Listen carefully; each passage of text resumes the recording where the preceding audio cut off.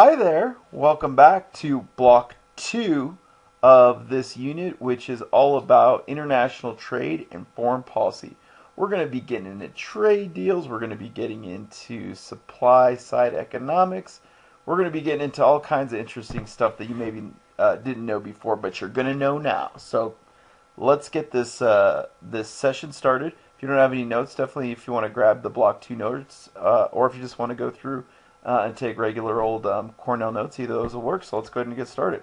So the first thing that we're going to get into in this unit is different tax systems. So the United States has one tax system that it uses for its income tax, but there's really three that we're going to talk about. So one of the first one is a tax that's known as a proportional or a flat tax. And really to teach all the three main ones we're going to go over, we're going to actually use this graph, which works really well. So for taxes, for income taxes, you have essentially kind of these three options. The first one is this proportional tax rate. In a proportional tax rate, essentially every single person is going to pay the same amount. It's also known as a flat tax. So if this person makes $10,000, they're going to be paying 15%. 50,000, 15, 100,000, 15. Everybody pays the same percent. I know a lot of people argue that that's fair because everybody pays the same amount, but the reality is that one is typically better for people who have higher incomes and make more money, and typically not as good for people in lower income brackets. An example of this is Herman Cain. He ran for president a couple of years back, but he was all about flat tax. His flat tax was all about, it was kind of catchy. It was called the 999 plan.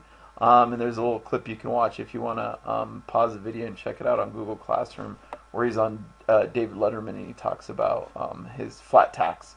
The next tax is what we have in the United States. It's called the progressive tax. And as you can see here in our progressive tax, depending on how much people make, you can see that the people that make more money, aka people that are making $100,000, they're going to be paying much more, up to 40%.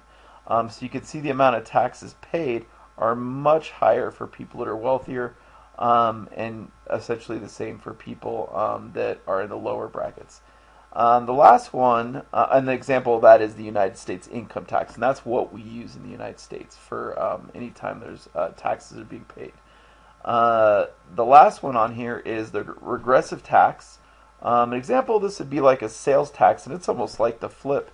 It's actually to where it's higher on the lower economic brackets, and then essentially eases up or gets better for people who are in the higher income brackets. So essentially, if you're in the 100,000 bracket over here, regressive tax is looking pretty good. However, if you're in the lower economic brackets, that's not looking so good. So those are the three main tax systems. Like I said, in the United States, we have this progressive tax, and essentially, the more you make, the higher your tax is going to be. So if you have any questions about any of these three taxes, just hit the old pause, boop, raise your hand, and come get me and let me know. Or just find me at some point and ask me about it. I'd be more than happy to go over it with you. All right. So now we're going to get into these two things known as supply-side economics and demand-side economics. Supply-side economics is also known as what we would call trickle-down economics or Reaganomics. And essentially, the way we describe supply-side economics is, let's just say that the United States government just happened to have an extra $1 million left over that they didn't necessarily need.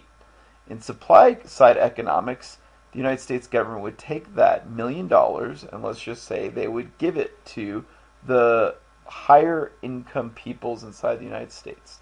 So essentially this would be like a tax break for the wealthy. Now I know what you're thinking. Why would you be giving money to people who are wealthy when they're already wealthy? How does that make sense? Wouldn't you want to give it to people that are like starving and poor? Well, listen to this. The argument is if you're able to give money to somebody maybe who's wealthy, the thinking is they would take that money and invest it possibly in, let's say they decide to take that $1 million and invest it in Costco. And if they do that and they're able to invest in Costco, well then Costco could take that money and open up a new store. And guess what? That new Costco is going to be hiring people, which is going to provide jobs and boost the economy. So that's the kind of thinking of supply side economics is let's give the tax breaks and maybe help out the people that are wealthier because in turn they'll take it, invest it in the economy. Businesses like Costco might decide to expand and grow, and then ultimately jobs will be available for all the lower economic levels. So if there's somebody who's in the lowest level and is struggling to get by, but then they're just like, hey, did you hear that they're hiring at Costco? And I think they have benefits. I think I'm going to get a job. That's the kind of thinking of supply side economics is that person would get hooked up with a decent job, great benefits, and would be better off under that model. So that is kind of the supply side economic model. And one of the main people that's kind of connected with this was the President Ronald Reagan. That's kind of why they ended up calling it Reaganomics. Now, this is definitely debated both sides, which is better. You'll have to maybe kind of get an idea of what you think makes more sense to you. The flip of that is demand-side economics, and maybe that's the first thing you would think about in terms of what you might consider to be fair or unfair. So let's take that same scenario. The government has an extra $1 million, so instead of giving it to the person that's super wealthy, now you take the $1 million and you give it to the lower class or lower economic bracket, or maybe even the middle class. If you do that, typically people in these lower economic classes or brackets will take the money, and the first thing they'll do is spend it. I just got $1 million. We're going shopping. We're going out to eat. We're going to spend this money. And look what happens here. Let's just say that you have a person who's in a lower economic tax bracket, and they get a big tax break from the government. They might run out to Costco, spend all that money, get a bunch of groceries for the month, and then Costco gets some money, and then they have so much extra money, they might be able to expand and open up another branch. And in theory, they might be able to offer even more jobs. So do you see how both of these could possibly lead to job growth? It's going to be kind of up to you to decide what do you think is a better approach? Do you think it's better to give the tax break to the person that's wealthy because they're going to invest it and grow the economy that way? Or is it better to take the $1 million, give it to the lower economic group, and have them spend their money and grow the economy that way? People argue both ways. Ultimately, it's kind of up to you to think about and decide. And I think that's one of your questions. Which one do you prefer? Supply side economics or demand side? So yeah, like we were saying, demand side is definitely the tax breaks for the lower and middle class. So it's kind of then them that are using wages to drive some of your businesses and possible economic growth. All right. Moving down the line. Speaking of growth, how do we measure growth? Well, we saw this graph in block number 1. This is the Dow Jones Industrial Average, so hopefully nothing new. It's all stuff we've seen before. But how this works with the Dow Jones is it's another indicator of growth. And as you can see, the economy under the Dow Jones has grown steadily over the last 100 years, but especially in the last like 20, 30 years, you can see the amount of wealth that's been created. So when you think about things that make this go up, so remember what the Dow Jones is. Anytime you take the this group of American companies like Apple or Google or Caterpillar or Ford, anytime you're taking these companies, you take a group of them, and then if they're all doing well, the Dow Jones is going to go up. But if they're doing poorly, the Dow Jones is going to go down. So as you can see, the growth has kind of steadily increased, but the Dow Jones isn't the only way we can measure how the economy is doing or how the growth is. Another method is looking at the unemployment rate. This is how many people that don't have jobs. And as you can see, this is a historical graph that kind of shows you all the way back to 1890. You can see typically most economists would say right under 5% unemployment is kind of the best for an economy. And if you're not sure why that is, definitely ask me and let me know, or maybe write that down as a question. But as you can see in this graph, it kind of shows the different time periods where unemployment went up. So this first one was they called it a panic, which was kind of like a little mini depression that happened right around the late 1800s, where unemployment spiked up, but then it kind of things got started to improve. And then you probably know what this is, the Great Depression. Dun dun dun dun. You, I would hope, learned this in your U.S. history class, where you learned that the economy essentially went way down. The Dow Jones had a huge crash. We can kind of see that if we go back here. 19, it's kind of smaller there though. That should give you an idea how much wealth is over here. But do you see this little dip right here? There's your Great Depression, where we're going way down. But if we're able to go back, you can see the unemployment rate during the Great Depression. Holy schmauzers, it was almost up to upwards of 25%. And then World War II hits and the Great Depression ends and unemployment goes way down. But you can kind of see the periods of the economy improving, unemployment going down, and then the economy not doing so great and unemployment going up. Here is the Great Recession that just recently happened. Boom. And now we are to 2010, eventually 2017, and unemployment is back down to 5% because the economy has shown growth. Another indicator, let's see what this one is. Oh, this is a graph that just shows you who's been doing well. So this is another indication of the groups who have been doing well. So if you look, growth has been happening for all groups in the United States for the most part, but you'll notice the 1% line, so the people in the highest percent have had pretty huge growth. So have the highest fifth. While everybody else is showing growth, just nothing like the highs are here. And there's another video I can link and put in Google Classroom that you can watch. It'll kind of show you how in the last 20 years the amount of wealth happening at the highest echelons or the highest chunks of our society has gone up quite a bit. All right, on to international trade. So one of the things that goes on with countries is that they trade. They make things and they benefit from trading, and we give them our stuff and they give us their stuff, and we trade and we both benefit. Goods exiting a country is a part of this. They're known as exports. We know that. And goods coming into a country are known as imports. If you ever want to try and make money as a country, one thing you can do is create a tariff, which is a tax on goods coming into a country. And one of the things you can do for your tariff is it's pretty much a way that you can make your companies inside your own country stronger. I'll give you an example. Let's say that there was a company in the United States that sold shoes, and their shoes cost $1. Well, actually, that's probably a little unrealistic. Let's change that. Let's say there's a shoe company that makes shoes that cost $100. And then there's a shoe company in Europe, let's just say in Italy, that makes the same exact shoe, real similar, but they only charge $80 for it. Now, if you go to a store and this shoe costs $100 and this shoe costs $80, you're probably going to buy the shoe that costs $80. Here's where the tariff could come in. What the United States government could do is they could come in and say, we're going to slap on a $30, watch my fingers, tariff on products coming into the United States, like shoes. So now the American shoe pair is $100, but the, say, Italian shoe that used to cost $80 with a $30 tariff, now that shoe costs $110. So now which one are you going to buy? The one that costs $110 or the one that costs $100? So the $100 one is what most consumers would buy. And what this does, what tariffs do, is it helps protect companies within your own country.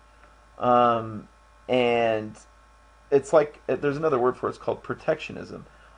So it's one method that a country can use. And not only that, if somebody does happen to buy that Italian pair of shoes for $110, then that means $30 is going to the United States government. They get to essentially put that in their pocket. So that's a lot of people that support tariffs. That's their kind of thinking, is protect the companies in your home country, and maybe make a little bit of money while you're doing it. The people that don't like it are the people in, like, if you looked at a shoe company in Italy, they probably would not like that. And there's a chance that they might turn around and say, oh yeah, you're going to put a tariff on us? Well, we're going to put a tariff on you. So it could kind of lead to you maybe have heard of like a trade war. Tariffs can sometimes start to escalate where countries start to put tariffs up, tariffs up, tariffs up. And what that can start to do is it can actually start to decrease the amount of trade between countries. It can actually even start to even hurt economies a little bit. But there's people who will argue this both ways, and that's maybe something that you could explore more on your own if you want to do a little bit more research. So speaking of tariffs and trade deals, let's get into trade deals and what they are. So you maybe have heard of some of the trade deals that are around. I'm hoping you've heard of NAFTA. NAFTA's right here. It stands for the North American Free Trade Agreement.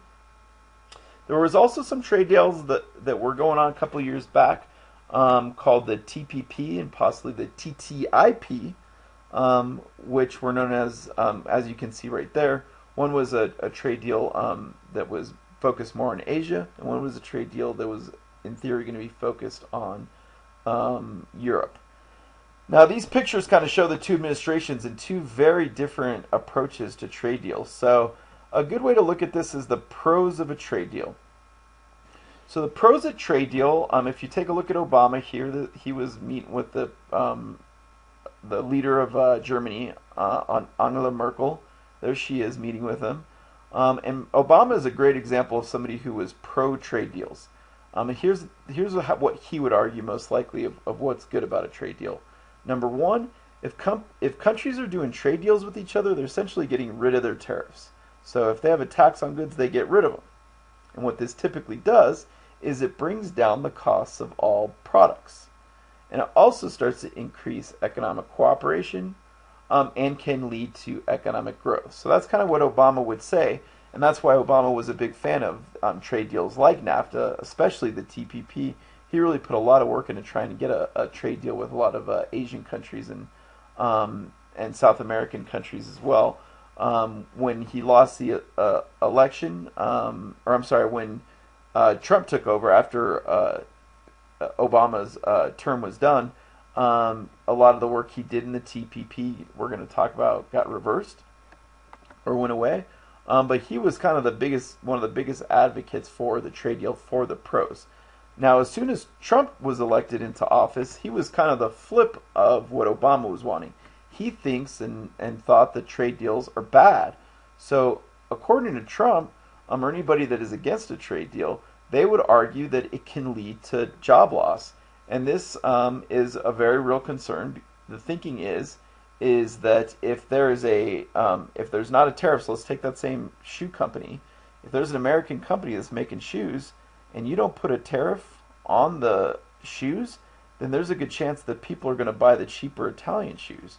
So Trump immediately would say, hey, it's not okay to have like an $80 pair of Italian shoes while the American shoe costs $100. We need to put a tariff and protect the company. Because if we don't, then maybe that American shoe company is going to go out of business and create job losses. So that is one reality of trade deals, is there are job losses in certain sectors. There's also a possible loss of your country's independence. I'll give you one example of this. Under the Trans-Pacific Partnership,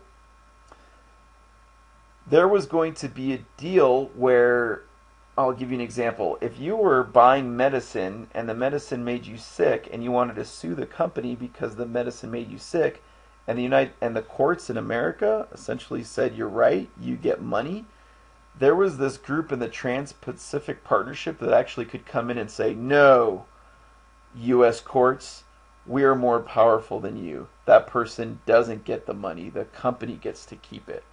So that's one of the things that can also happen in a trade deal, is that you can start to lose some of your kind of freedom or independence or sovereignty is kind of the word we would use there. And a lot of people would say that that's a bad thing too, especially Trump. So that's kind of some of the cons and some of the things that Trump did right when he get in. So right when President Trump got in office, he immediately was just like, we're definitely not doing the TPP. We're definitely not doing the TTIP. And he immediately withdrew the United States from those. And he even took a trade deal the United States is in right now, which is NAFTA. And he even looked at that and said, we maybe even need to get out of this. So let's just boil this down to this is how I always explain trade deals. Would you prefer to have lower costs of products, knowing that it's going to cost some people their jobs?